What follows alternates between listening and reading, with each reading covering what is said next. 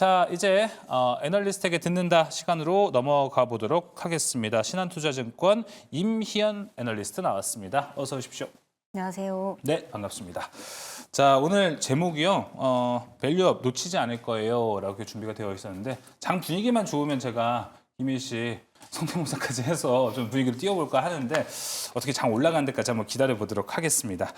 자, 그럼 먼저 이야기를 나눠볼게요. 기업 밸류업 프로그램에 상당히 좀 뜨거웠습니다. 이쪽 분위기가. 증권주에 대한 분위기가 상당히 뜨거웠는데 어제 이제 은행주들하고 자동차들이 좀 부각을 받기 시작했거든요. 증권주들 좀 이제 기대해봐도 될 때인가요? 사실 뭐 증권주 같은 경우에는 이게 꼭 밸류업 프로그램뿐만 아니라 네. 지금처럼 유동성이 증시로 몰려 들어올 때에는 항상 수혜의 업종이라고 보시면 되실 것 같습니다. 네. 다만 이번에는 그 계기가 밸류업이었다 뿐이죠.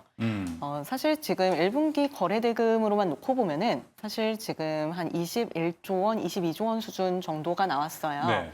이 정도면은 전분기 대비해서는 한 30% 정도, 그리고 이제 전년 동기 대비해서는 20% 정도 이제 늘어난 수치라고 보시면 되실 것 그렇군요. 같아요. 네. 사실 증권사 같은 경우에는 아무래도 이제 프리 비즈니스라고 하는 이 그 수수료 수취가 주된 업무이기 때문에 기본적으로 이렇게 유동성이 주식시장으로 들어오게 된다면은 거기에서 발생하는 수수료 수익이 늘어날 수 있는 것이 아무래도 굉장히 큰 이제 호재라고 이해를 해주시면 좋을 것 같습니다. 알겠습니다. 그러면 그 수치로 따져 보면은 코로나 시절에 비하면 많이 좀 올라온 거죠, 옛날에 이제. 뭐 코로나 이전하고 비교했었을 때 많이 올라온 이후죠? 거고요. 이제 증권 시기가 너무 좋았을 때, 시장 분위기 되게 그러니까 좋았을 때. 그때랑은 거의 유사한 정도입니다. 네. 사실 그때는 이제 제일 좋았을 때는 거의 뭐 30조까지도 나왔었고요. 뭐 하루에 뭐 60조까지 나왔던 적도 있었기 때문에 사실 아직까지는 거기에 비할 바는 아니지만 여전히 이제 지금의 거래 대금 규모 자체로만 놓고 봤었을 때에는 네. 상대적인 게 아니라 절대적으로 굉장히 큰 규모다라고 지금 이해를 해주시면 좋을 것 같습니다. 알겠습니다. 또 여기에서 이제 거래 대금뿐만 아니라 네. 저희가 증시대기 자금이라고 하는 뭐 그쵸. 이제 신용 잔고라던가 혹은 이제 고객 예탁금 같은 이제 이런 잔고들은 여전히 지속적인 상승세가 나오고 있고 앞서 말씀 주셨던 과거 수치 대비해서도 굉장히 네. 양호한 흐름을 나타내고 있다라고 봐주시면 좋을 것 같습니다. 알겠습니다. 이런 얘기를 들으면 확실히 지금 분위기가 되게 괜찮다라는 걸로 자꾸 느껴집니다. 자, 그래도 이제 기업 밸류 프로그램에 엮여 있다 보니까 이 부분에 대한 이야기를 조금 더 해보도록 하겠습니다. 연말에 이제 증권사들이 주주환원 정책에 대한 이야기도 좀 거론을 했습니다. 그때에서 미래에셋, NH, 뭐 키움증권에서도 여러 가지 주주환원 정책 얘기를 했는데 어떤 내용들이 좀 나왔었나요, 그때? 네, 전반적으로 이제 증권사들도 다른 이제 금융업종들과 유사하게 좀 이제 적극적으로 주주 환원을 하겠다라는 이제 내용이 골자였었던 거고요. 네.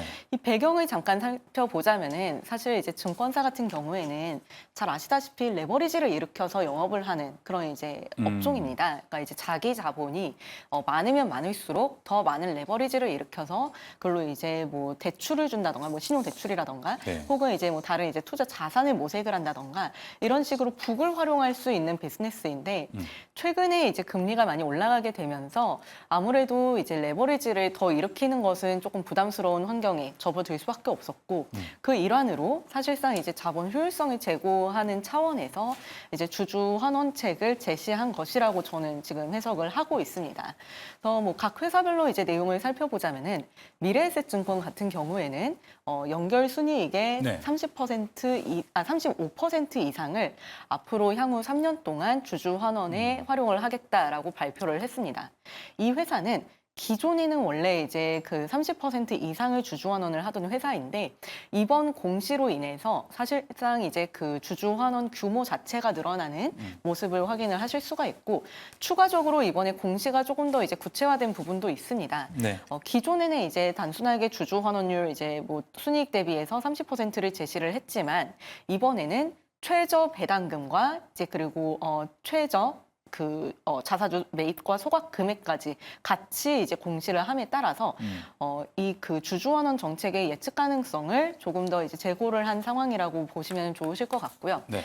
NH투자증권 같은 경우에는 2023년도 기준으로 그 주주 환원 성향 이제 네. 한 60%를 맞아요. 공시를 했는데 현재 이제 현금 배당으로는 50% 그리고 자사주 매입 과소각으로 한 10% 정도를 공시를 한 상황이고 이 회사는 아직 뭐 앞으로 3년 동안 이렇게 하겠다라는 공시를 하지는 않았지만 저는 이러한 주주 환원책이 앞으로도 이제 반복될 수 있는 여지가 남아 있다라고 전망을 하고 있습니다. 마지막으로 키움증권 같은 경우에는 순이익의 30% 이상을 앞으로 3년 동안 주주 환원에 활용을 하겠다라고 공시를 했는데요.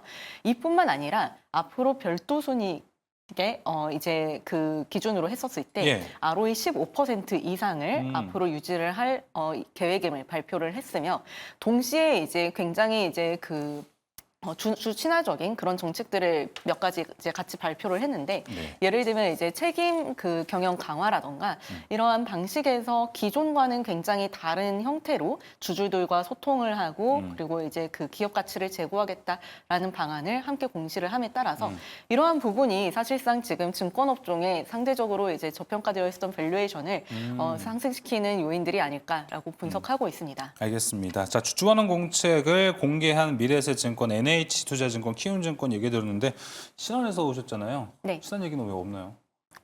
신한투자증권은 아직은? 비상장사입니다. 비상장사로 있기 때문에 시단 지주 쪽에 더 이야기가 포함이 되어 있죠. 네, 저희는 신한 지주로 네. 이제 상장이 되어 있고요. 신한 지주 같은 경우에는 은행 업종으로 분류가 되기 때문에 제 담당 업종이 네, 아니라 알겠습니다. 코멘트가 어렵습니다. 네, 그래서 그 부분 어떤가 하셔서 한번 그 부분만 여쭤봤습니다.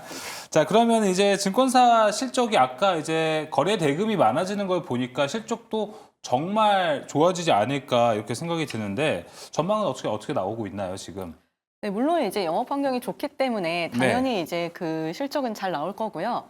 제가 추정하고 있는 증권업종의 이제 순이익 규모는 현재 컨센서스 대비해서 한 20에서 30% 정도 더 높은 수준입니다. 제가 좀 이제 프리뷰를 좀 일찍 작성한 편이기는 한데 네. 아마 그 컨센서스가 점진적으로 상향 조정될 여지가 남아 있다라고 해석을 하고 있고요. 사실 이제 시장에서는 이제 리스크 요인으로 아무래도 부동산 PF 관련된 이제 그 리스크가 아직도 잔존되어 있지 않을까에 대한 우려를 많이 하고 계시는데요. 저는 사실 이 부분에 대해서는 크게 1분기 실적에서는 걱정할 필요가 없지 않을까라고 이제 판단을 하고 있는데 이렇게 말씀을 드리는 이유는 이미 지난 4분기에 증권사들이 대규모의 이제 그 충당금 적립을 했었고 그러한 부분이 사실상 지금 1분기에 다시 또 나온다는 거는 조금 말이 안 되는 거거든요. 네. 그래서 아직까지는 뭐 크게 부동산 PF 쪽에서는 우려할 만한 요인은 제한적이다라고 보고 있습니다. 네, 알겠습니다. 오히려 저 부동산 PF 불확실성에 대한 거는 오히려 4분기 실적쯤에 더 묻어나왔기 때문에 현재로서는 1분기 실적을 우리가 바라볼 때는 리스크로는 작용하지 않을 수 있다라고 이야기를 해줬습니다. 그렇다면은 투자 전략하고 증권 섹터 최선호주는 어디일까요? 네, 업종 최선호주로는 현재 삼성증권을 말씀해 드리고 있고요. 네. 사실 앞서 말씀드렸던 거랑 다른 종목이 나와서 조금 놀라실 수도 있는데 사실 이제 그동안에 다른 증권사들 같은 경우에는 앞서 말씀드린 이런 주주환원책을 이미 발표를 했기 때문에 추가적으로 더 나올 기대감이 지금은 없는 상황이고 앞으로 더 나올 만한 회사를 이제 좀 골라보자라는 측면에서 삼성증권을 업종 탑픽으로 제시를 하고 있습니다. 우리가 오히려 기대해 볼 게 좀 있다라는 관점에서 삼성증권으로 이야기를 해줘봤습니다. 자, 그럼 이제 이번에는 보험 섹터로 좀 같이 넘어가 보도록 하겠습니다. 리포트 제목을 보니까 2위권사들의 반란이라고 해주셨는데 어떤 의미인가요? 네, 사실 최근에 이제 그 보험업종 주가 상승은 잘 아시다시피 이제 1위권사들 중심으로 주가 상승이 이루어졌습니다. 대표적으로 삼성생명 그리고 삼성화재 그 두 개 종목이 이끌었다고 보시면 되실 것 같은데요. 근데 이제 그 두 개 종목의 이제 밸류에이션이 상당 부분 이미 좀 차 있다고 판단이 되어서 이럴 때는 좀 이제 2위권사들 상대적으로 밸류에이션이 상승하지 못했었던 2위권사들 중심으로 좀 이제 살펴보자라는 측면에서 그렇게 이제 제목을 지어드렸고요. 업종 탑픽으로는 그래서 지금 현대해상을 제시를 하고 있습니다. 네. 현대해상 같은 경우에는 현재 이제 PBR이 한 0.4배 수준에 불과하고요. 현재 이제 삼성화재 대비해서 거의 한 50% 정도 디스카운트된 이제 주가 주가에서 거래되고 있기 때문에 네. 사실상 이제 그 보험업종의 전반적인 온기가 유지된다라는 가정하에서 어느 정도 이제 그 쉬프트가 이루어질 수 있는 구간이라고 판단을 하고 있습니다. 그럼 보험 쪽에서의 최선 호주는 현대해상이다. 네. 라고 좀 소개를 해주셨습니다. 그럼 보험주에 대해서 조금 더 모멘텀 확인을 해보면 좋을 것 같습니다. 4월에 이제 뭐 보험료 인상할 수 있다라는 이야기도 있고요. 이와 좀 엮어서 1분기 실적까지 좀 기대를 같이 해봐도 될까요? 네, 일단 뭐 4월에는 보험료를 굉장히 많이 올리게 되었습니다. 네. 이게 경험생명표라는 거를 이번에 새로 이제 도입을 하게 되었는데 네. 이 경험생명표라고 하면은 통계적으로 우리나라 이제 남녀가 몇 살까지 이제 사는지 그 수명을 보는 표거든요. 기본적으로 이 수명이 늘어나면 늘어날수록 당연히 보험료는 올라가게 됩니다. 네. 근데 이 경험생명표는 5년에 한 번씩 이제 새로 도입을 하게 되는 거고요.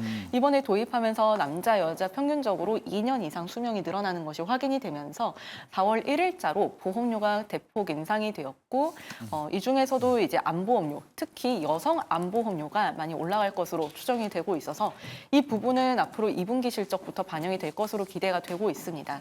1분기 실적 같은 경우에는 생명보험하고 손해보험하고 조금 나눠서 이제 보셔야 되실 텐데 원래는 제가 이제 그 생명보험 업종에 대해서 좀 더 이제 긍정적인 실적 뷰를 가지고 있었는데 네. 지금은 손해보험 쪽이 조금 더 긍정적인 이제 측면이 부각되지 않을까라고 보고 있고요. 이렇게 말씀을 드리는 이유는 생명보험 업종은 이번에 IBNR이라고 하는 어떤 이제 그 보험 내부적인 이제 제도가 네. 있는데 거기에서 이제 개정 사항이 하나 이제 반영이 되면서 대규모로 일회성 그 마이너스 요인이 잡히게 될 것으로 지금 추정이 되고 있습니다. 네. 손해보험 업종 같은 경우에는 원래 이제 자동차 보험료가 인하가 되면서 이 부분이 1분기 실적에 크게 임팩트를 줄 것으로 예상이 되었는데 지금 1분기 손해율이 생각보다 이제 양호한 흐름을 지속하게 되면서 이 부분은 크게 영향이 없을 것으로 기대가 되고 있습니다.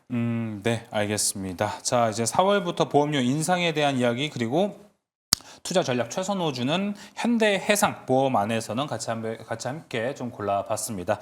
자, 오늘 이야기는 여기서 좀 마무리하도록 하겠습니다. 지금까지 신한투자증권 임미연 연구원과 함께했습니다. 오늘 말씀 고맙습니다. 감사합니다.